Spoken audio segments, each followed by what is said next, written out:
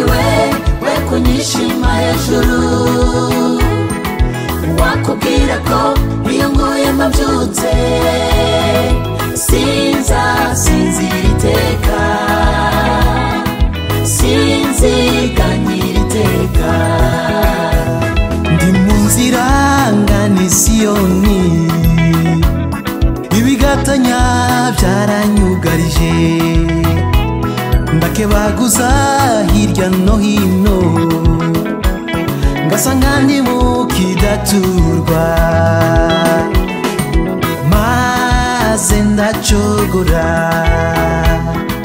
nguku umutima,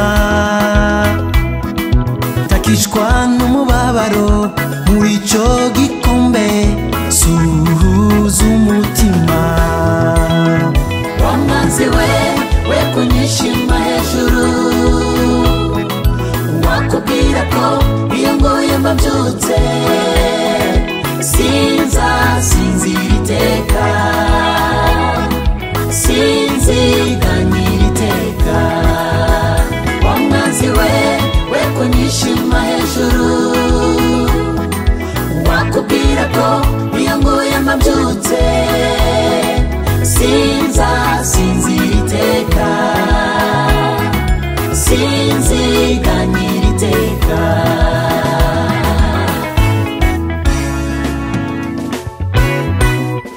Ndi ku musozi ngana mw'ijuru,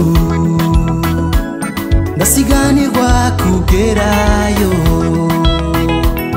nubwo imbere yanje hari inkike ndende, nzi ko umukiza wanje ariyo, azancira inzira, azangezayo, azandambagiza hose ubwami yanteguriye ubuziraherezo. Wamazi we kunyishima hejuru, wakubwira ko iyo nguye mbabyutse sinzira iteka, sinziganyira iteka. Wamazi we kunyishima hejuru, wakubwira ko iyo nguye mbabyutse sinzira iteka, sinziganyira iteka.